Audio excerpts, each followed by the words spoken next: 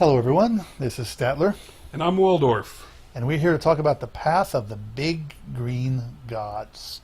This is really good because I'm an orc player, Yeah, as are you. and I'm an orc player on occasion.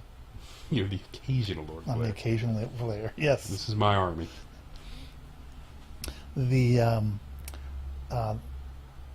So this is one of the two paths that the orcs and the goblins can use. They're the only ones that have access to these paths.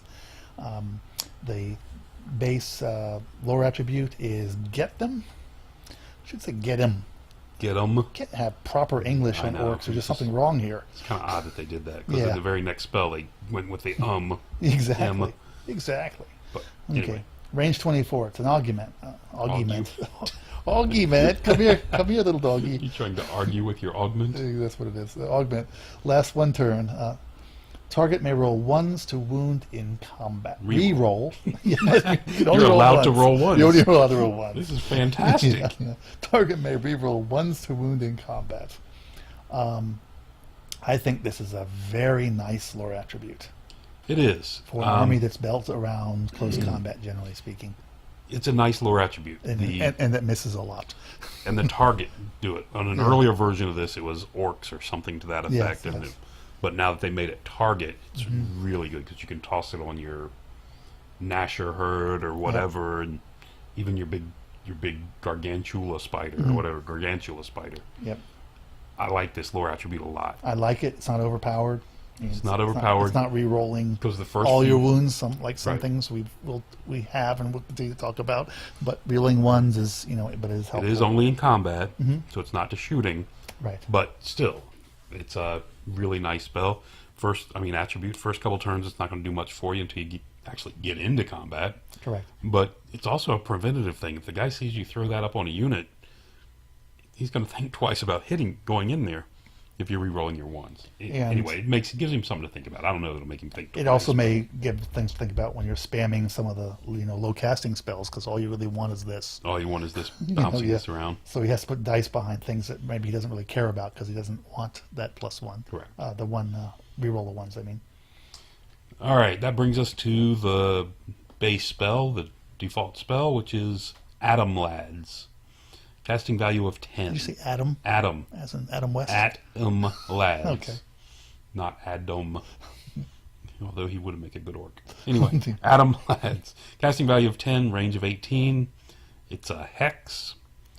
Last one turn. All units may re-roll failed to hit rolls in close combat against this target. So basically, it's kind of a reverse of hatred. You cast it on a unit, and all units fighting that unit get hatred. Right. Love the spell. I think it's costed right. Everything is very good about this spell, except the 0 placement of it. I don't like this being the base spell at 10. Why is that? Because of the casting value? Casting value on a base spell of 10, and your base spell is Base spell that you can only use until when you get you in close can't use combat. until you get into combat. I mean,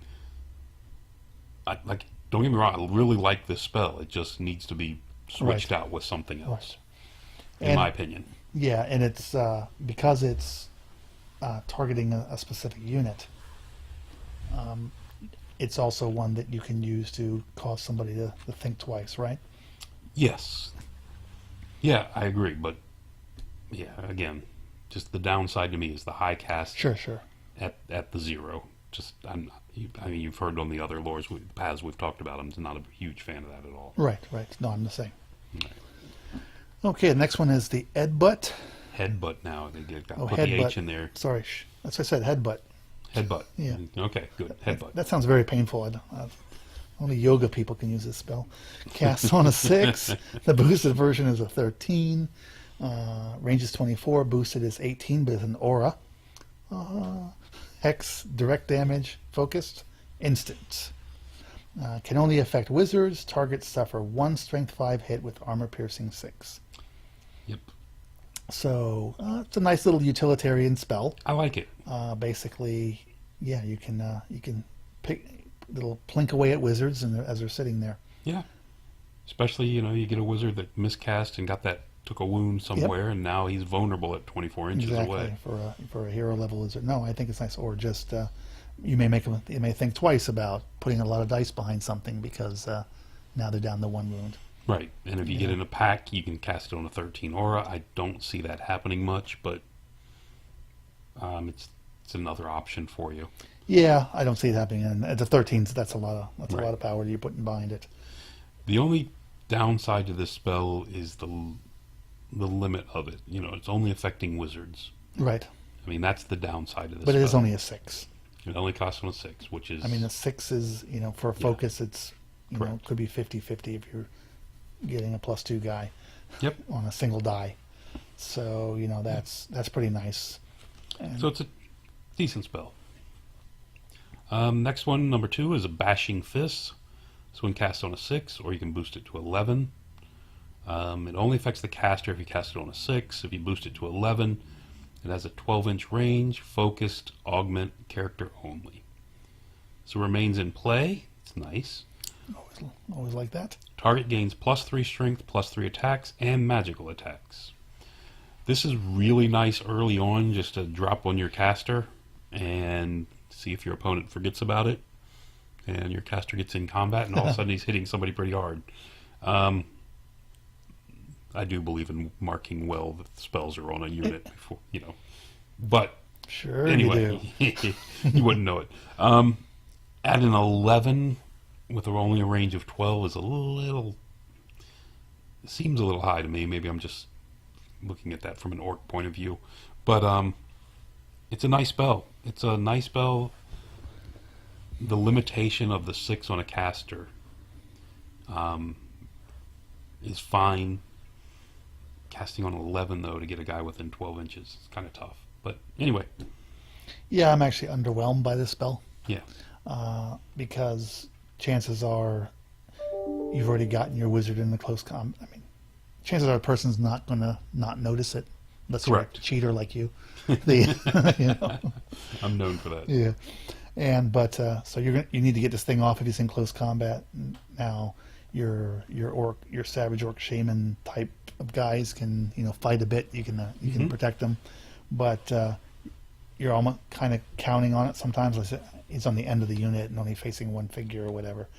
But it seems to have a very limited use to me. It is. It's a limited use spell. Same as the one above it. The one thing about above it, I think the one above it can have a meta change in how your opponent's playing, as far as he may not cast things, or you can pick off characters, so it can actually be very devastating. This is not going to devastate anybody. It can be powerful, +3 strength, +3 attacks, but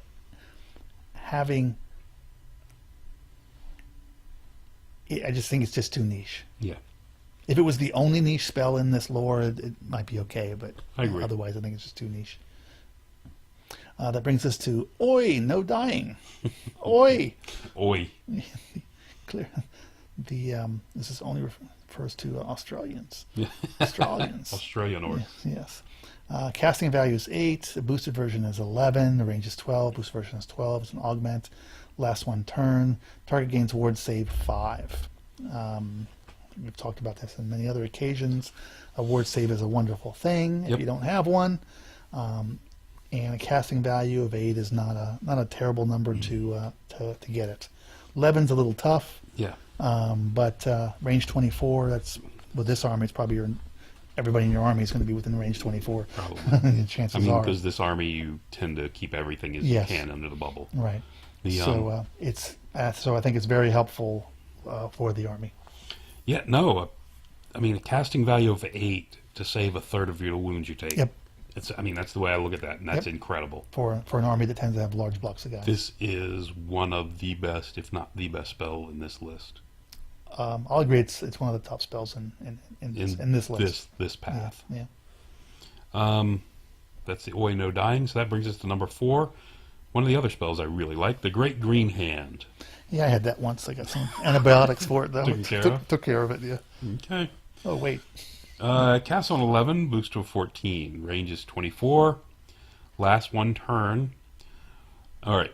So the target may pivot, ignoring any obstructions, and then perform a 3d6 or a 5d6 if you boosted it, flying magical move. and you get to roll the range before you pivot and decide how far, Right. At the end of its move, it may pivot again, ignoring any obstructions. The final position of the unit cannot be within 1 inch of other units or impassable terrain. So basically, you pick it up, turn it how you want it, move it, return it, and set it back down. Correct. For 11 to move something 3d6 in that manner, to me, is fantastic. This is a fantastic spell. This is a really, really good spell. It's one that your opponent often can't afford to get off. Yeah, he can't let you go this. This will let you pick up a unit, move it behind him, turn it around, face him, and be done. Now he's got a guy in the rear Now, area, or just push stuff into his grill. Yeah, and if you happen to roll low on that distance, well, fine, just back him up. Yep. If you can't get behind him, back up so where he can't get at you. It's a nice spell. It's a very nice spell. I've actually used this. When I was playing the Iron Orcs, and they were fleeing. A big unit was fleeing. I had the one champion left. The one guy left in the unit, and to save the points, I picked him up and moved him back up away from the table edge, and brought him back into the center of the board. There you go. So he wouldn't run off by the end of the game. But now they fixed that, and where he's below 25%. Yeah, I was going to say, is it yeah. Unfortunately, that trick's gone. But so, anyway, fantastic. Love this spell. No, anytime you can do a magical move, it can be very helpful. And there's no real limitation on the unit you can do it, like some of the other ones. Correct. So you can pick up your big gargantuan spider and shove it. Exactly. And this isn't for doing minor moves. This is for doing, major moves. Correct. Yeah, we're not talking about a little teeny move. Right. It can go up to 30 inches if you do the boosted one. Yeah. Anyway, fantastic spell. And it's nice because you actually roll the dice and then you decide where you're going. Yes. Yeah, that kind of... The random distance hurts this spell a little bit, but like you said, being able to see what that distance is before you move it kind of offsets that. If you roll badly, you can still, do something else. You can do something a little differently. Correct. But yeah, no, I like this spell. Next spell, number 5, is Zap. Yep, shortest spell name in the game, I think. Maybe. And another exclamation point, too. 11 up to cast, range is 18. It's got Hex. It's a direct damage. It's instant. Target suffers 2d6 strength 5 hits. It's a magic missile. 2d6, always nice. Strength 5, very nice. Very nice. Casting values is high as it should be for strength 5. Mm-hmm. Something that not too many things want to get hit by.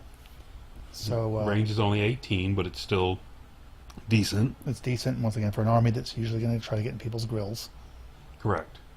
Yeah, no, it's a good spell. It's a good spell. Not great, good Not spell. great. Good, solid spell. Mm-hmm. And that brings us to number 6, the Big Stomp. Cast on a 13, boost to a 16. The range is 36. It's Hex, direct damage, damage. Yes. It's an instant.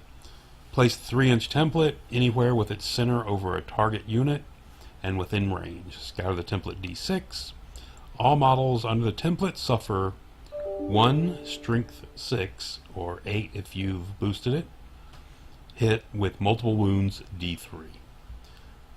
This is a really nice spell to take a chunk out of the middle of somebody's unit. Mm-hmm. The drifting d6 is what kind of limits this spell at all. Right, it makes it hard to go after war machines or monsters, unless they're on really big bases. Even units, drifting Or 3 small inches units. off of a normal size unit means you might not be hitting much, if anything.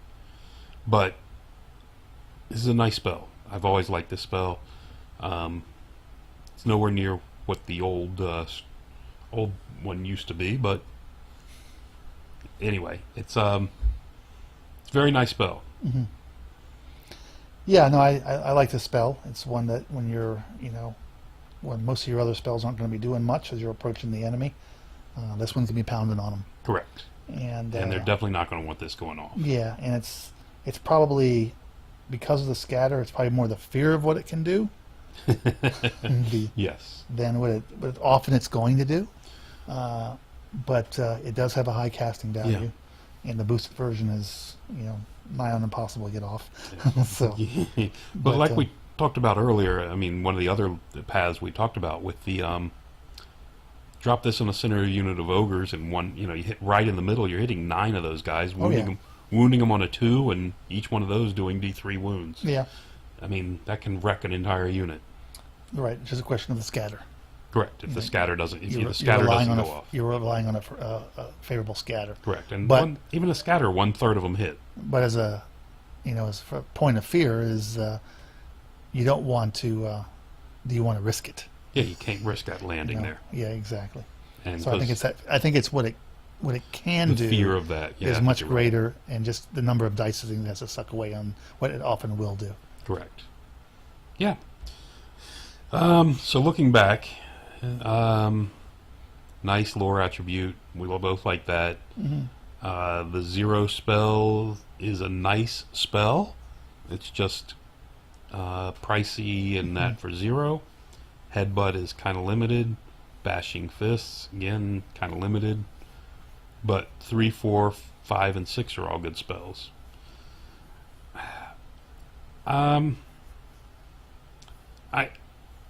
I do not, because I'm not enamored with this lore, I do not use it. I don't take orc spellcasters. And I'm an orc and goblin player. Yeah. I have it, see its uses. I think it's a decent lore. But I think the problem I have with this lore is there's a couple, I want to call them conditional spells. Yes. And because of that, you're not going to want one level 2 caster. Right. Because you take one level 2 caster, you end up with one of these conditional spells. The other one, you end up with the Atom Lads, and which is the high casting 0 spell. Right. And now, it's kind of negated itself. Anyway, I can see this if you're going to take if you're going to take a Lord with this, then I think there's a thumbs up if you have a Lord. But if you don't have a Lord, I have trouble taking this path. Yeah, and you don't see that many lords these days in Ninth Age the way the magic works. Correct. I think it's an okay path for the army and synergizes reasonably with the army.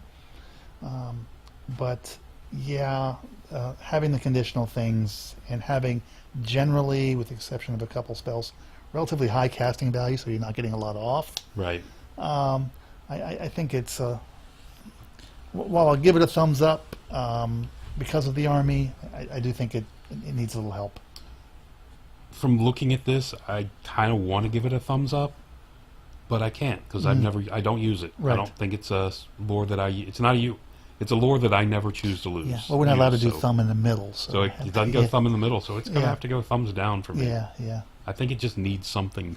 It needs something. Some of these conditional things need to be removed and doing something, and you'd like to see more on the fighting ability to help the army, because while you have a lot of strength 5 in the army, you don't have a lot of higher strength unless you go with characters or Correct. slow moving, Or the iron iron orcs, orcs or but they're whatever. 4-inch movers, so Yeah. you can't. Yeah, you've got your boar boys, but they Yeah. suffer from a lot of the same things that most cavalry do in Ninth Age.